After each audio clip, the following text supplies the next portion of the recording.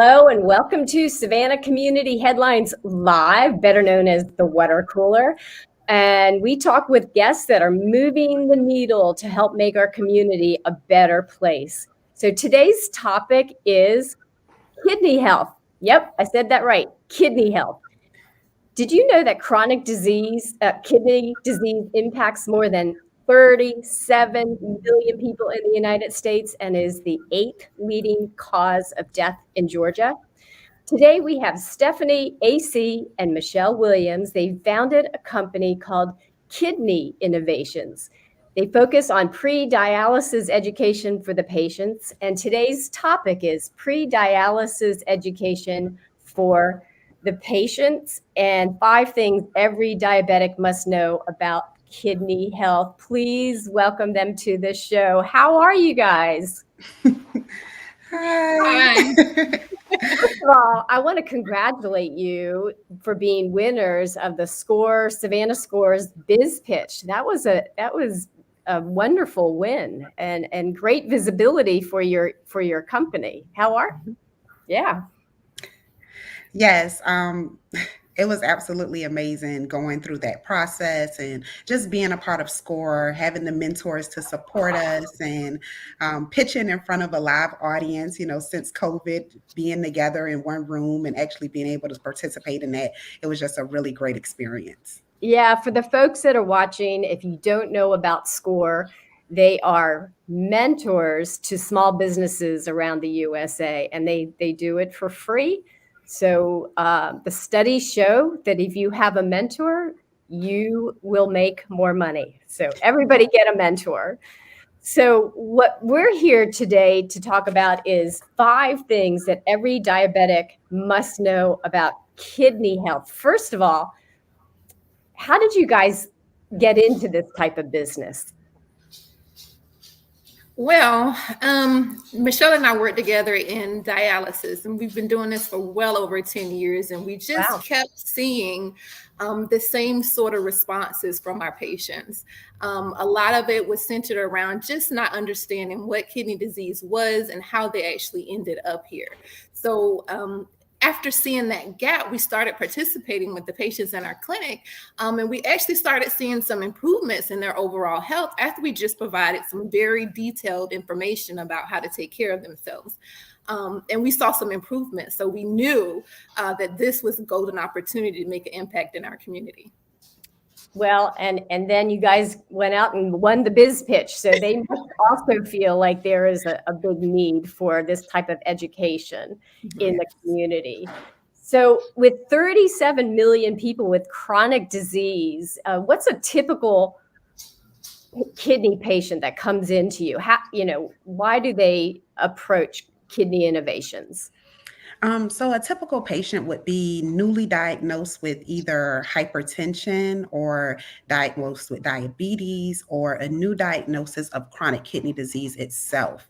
And these people are just hit with this new diagnosis and they're like, okay, what do I need to do? How can I better my health? So then that's when we come in to educate them and show them and set out a roadmap per se, so that they can follow it for the years to come.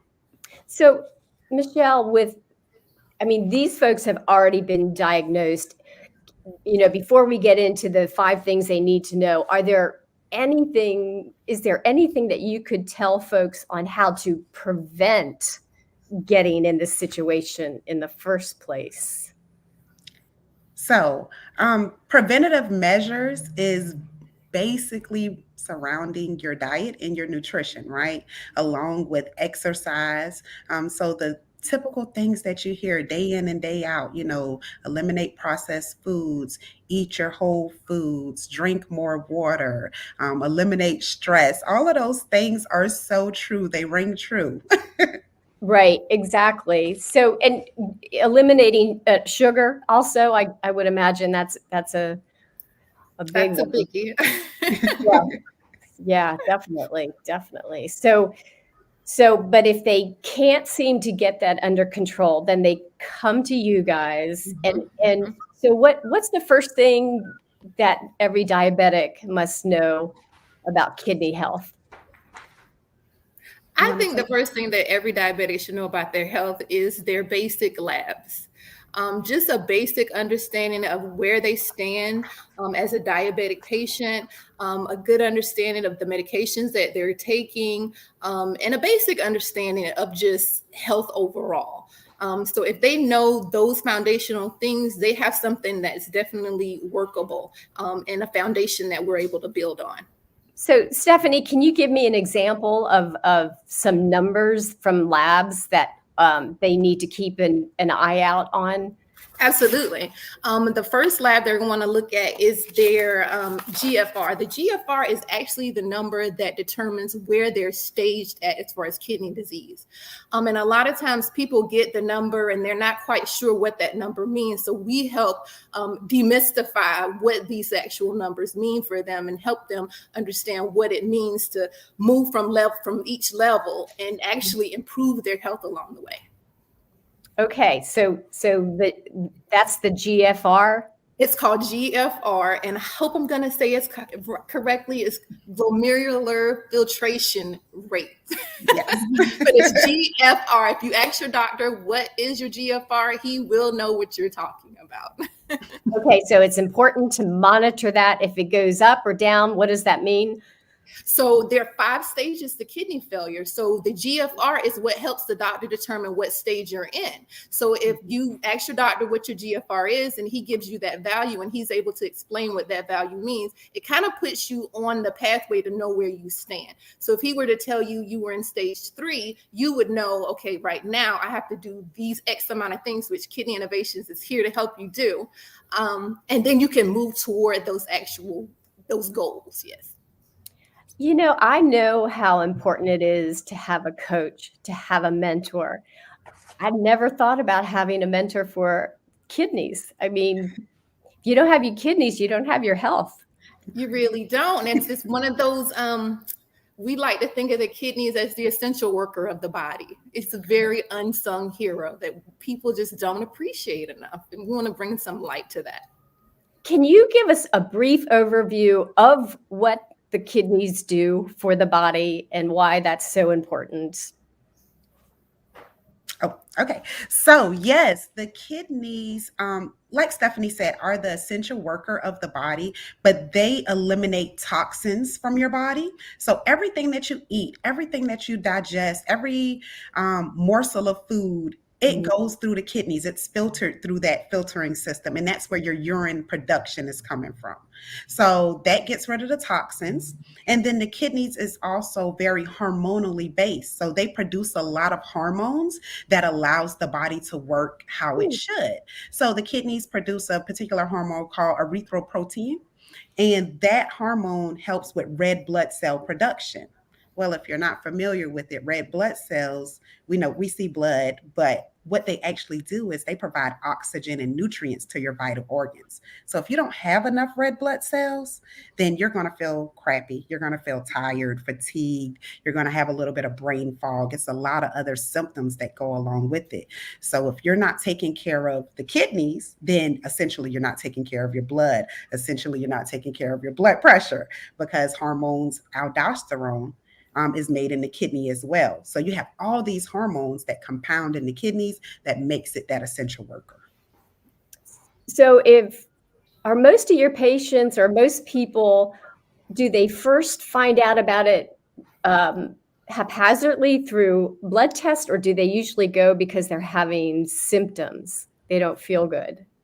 So actually the symptoms are so vague that most people don't go because of the symptoms. They go because their primary care physician has referred them to a nephrologist because they saw that number, how Stephanie just said, the GFR is elevated. So anything below 60 on a GFR scale indicates chronic kidney disease. So that's when that primary care physician is going to send them over to a specialist. Okay, so what would the second thing that every diabetic must know about kidney health? The other thing that we want people to know far as kidney health is concerned is I covered two of them. I covered the labs and we covered the the hormones. So the other thing is excess protein and how it affects the kidneys. And so you can tell in the blood work for that? Yes. Okay. Stephanie, you want to talk a little bit about the protein?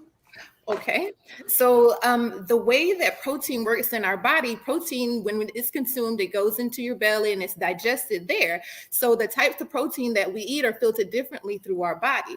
So if you think of the kidneys as a filter, they not only filter toxins, they filter things like protein that we consume. So if the protein molecules are too big, they can cause damage to the net or the filter of the kidneys. So that's another thing to keep in mind, the type of protein that you're consuming and the amount. So typically we encourage patients to limit red meat, and that's kind of like everybody pretty much knows that one, and to increase like lean meats, vegetable proteins if possible, and just to kind of try to minimize the quantity of heavy proteins that they're consuming in their diet on a daily basis. You know, there's so many fad diets right now, like the keto, which is all protein. I mean, how does that affect people's kidneys health? I mean, we've had some really amazing stories about people doing some interesting things with diet that have led them to kidney failure. And fortunately for some of those people, we were able to recover their kidneys and get them back. But yes, it does, the special diets, they can be very, very detrimental. And we just recommend that before you get onto any of these fad diets, talk to your doctor. If you don't have a doctor, everybody knows a nurse. Find someone to talk to, or you guys or call us. We'd be happy to explain how diets actually work. But don't just jump on the latest fad diet, the CMOS diet and the keto and vegan, and there's just so many options out there for people, and that gets to be confusing. And that's actually one of the other things that we wanted to talk about was diet. Yeah, let's talk about it. Definitely. Right. Because our patients, most of the times they are confused about what to eat because they have multiple diagnoses, right? So for diabetes, the leading causes of kidney disease is diabetes and hypertension. So those patients get a ADA diet or American Diabetes Association diet, and then they get a cardiac diet, and then they turn around and then they get a renal diet. So it's like, how do you decipher what am I supposed to be eating here? Like, I got 3 different diets and they're all saying no to something or yes to something that's no on the other one's list. So we help them decipher between what's the yeses and what's the nos and what's the most important part of those diets. So let's have a case study. Don't name names, but let's just dive a little bit deeper into some specifics on that. So let's say somebody has diagnosed stage 3 kidney failure, and they've got, let's say they don't have anything else wrong. What kind of diet would the doctor put them on? Or not diet, I don't like to use that word. What kind of meal plan? Meal plan. Yeah, exactly. A lifestyle. Yeah. Right. So that patient is just a strictly renal diet. So they would not get the other portions as far as the diabetes diet and the hypertension diet is concerned. So strictly renal diet is going to eliminate a lot of protein from out of that diet. Like we said, the protein can tear holes into the net or holes into the filter of the kidney. So you want to decrease that when you already have that kidney damage. So that's one of the big ones. But potassium is another huge factor in the renal diet. We want to make sure that we're keeping the potassium under a 6, because if it goes above 6, then that's a life-threatening event. And that person could wind up with a heart attack or a stroke or an aneurysm. And so we want to avoid that at all costs. What foods have potassium? So Besides bananas. yeah. Yeah, it's the things that you think are really good, right? The bananas, the oranges, the grapefruits, the green Wow. leafy vegetables, they all are high in potassium. And so it's like, you told me these things was good. I've not thought these were good all my life, and now you're telling me don't eat them. So Michelle, if they, I just assumed wrongly that chronic kidney disease was totally caused by diabetes. But what else is it caused from? How do you get that? You said food and congenital. How else? So, yes, congenital polycystic kidney disease is another way that people come up with chronic kidney disease or wind up on dialysis for end-stage renal disease. Diabetes was number one. And then second is hypertension. So hypertension, yes, hypertension is number two. In So I'm gonna say it America. again for the people in the back. Hypertension is the second leading cause to kidney disease. Yes. Yeah. Yeah. So it's very rare that we meet people who only have renal issues. Most of the time we see either diabetes or hypertension. And as Michelle was saying, to kind of curtail furthering along that trajectory of dialysis, we want to manage your hypertension. We want to make sure that you're getting enough fluid in your body so that the fluid that's in your body can be circulated properly. Right. That's so fascinating. I hope you guys do a white paper or a column in the paper about that, because people need to know. They don't know. What else do they know? Because I didn't know that. I mean, think about how many people are on blood pressure medications. Yes. Wow. And the conversation, as Michelle was saying, it really won't usually come up until about stage 3. And that's a part of the issue. At this point, we do have kidney failure, and now we are kind of playing catch up. So as soon as you notice any kind of symptoms, if you're diabetic, it's important to talk to your doctor about everything that you've noticed that's changed. Even if it's just your fingers they just feel numb. Numb toes, tingling, or ringing in your ears. Some of those things could be happening because of electrolyte imbalances that you aren't aware of that are also very vague. So anytime you're feeling something that's just out of the norm, it's just really important to talk to somebody about what's going on with you if you're diabetic, or even if you have kidney disease in your family. A lot of it's lifestyle choices, but if it's in your family, then you're probably making some of those same choices that could lead to kidney failure. So you really want to be honest with yourself and kind of find out what's going on and set some goals and give us a call. Absolutely. So recap how you guys can help patients that come to you. I know you have a lot of educational material. Do you also coach one-on-one? I mean, how does that work? So we developed something called a map, and it's a sort of a roadway that we use to assess each patient individually. Then we determine what their goals are and how we can best achieve those goals. And we take them on this journey weekly. We're going to offer online classes and a Facebook group, so you'll have a community to socialize with, and then we'll have open calls so that you can call and speak with your nurse about anything that's happening in the meantime. And I think just having that gateway, that opportunity to really be able to get down to what these numbers look like and talk to somebody that really has the time to spend with you on your health education, it's going to make an impact. Yeah.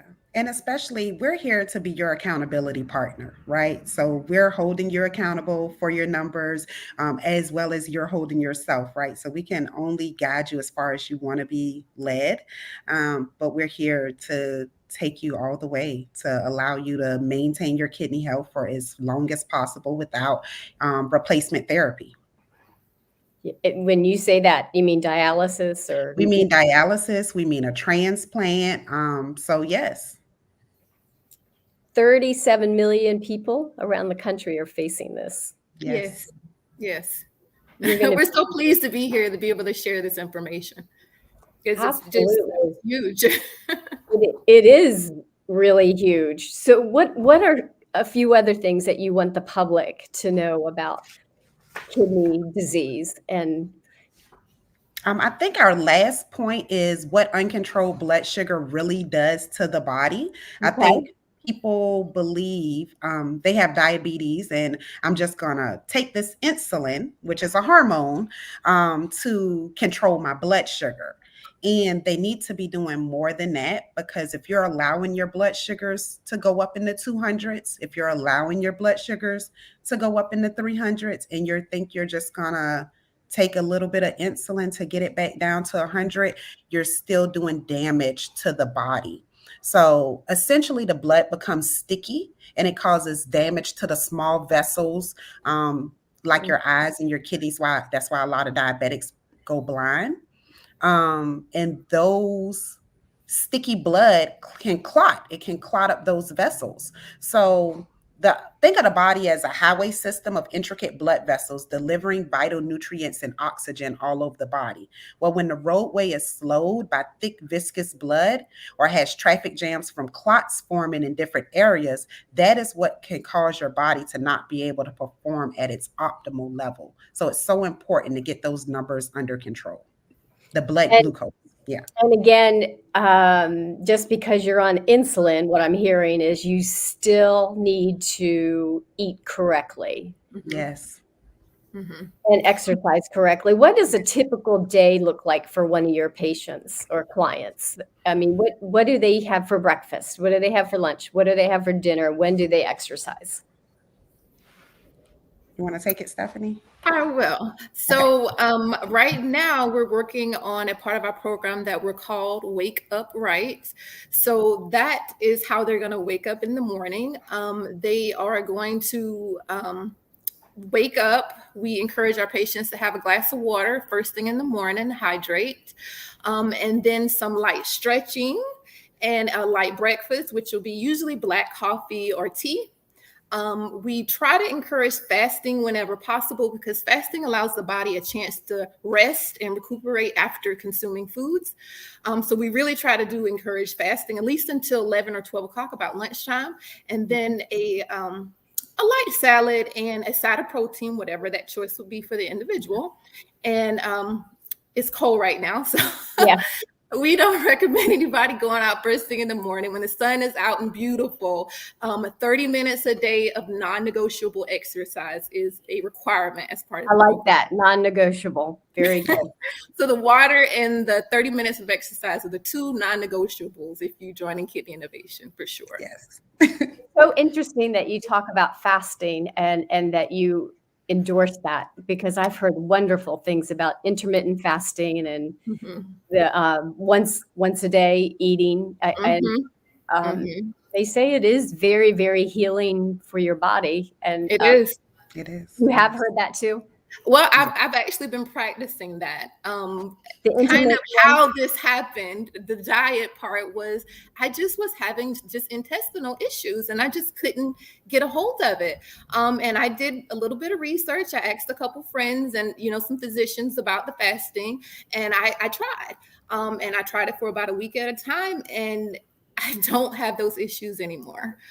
It just allowed my gut to rest and recover. And I think it just regenerated all of that inflammation that was going on there. So I can definitely vouch for the effectiveness of a fast. I think they call it reaching autophagy or something like that. Yeah, effigy. Effigy, something, yeah. Yep. Well, I just find this really, really fascinating. And this is information that we know every one of us knows somebody with high blood pressure or diabetes. They really need to hear this information and connect with you guys to be their accountability partner. How can they connect with you? What's your website? Right. So our website is Kidney Ideas, KidneyIdeas.com. And then we are also on social with Instagram at Kidney Ideas and on Facebook as Kidney Innovations. So you can find us in both of those locations. So this has been really a fascinating chat with you about kidney health. I had no idea there was such a correlation with high blood pressure. I knew about diabetes, but yeah, I would definitely want you guys on my side coaching through this if that happened. So I certainly appreciate you being on Savannah Community Headlines Live. Absolutely. And yes, so thank you very much. And we will talk to y'all next time. All right. Bye for now. Thank you. Thank you so much. Thank you.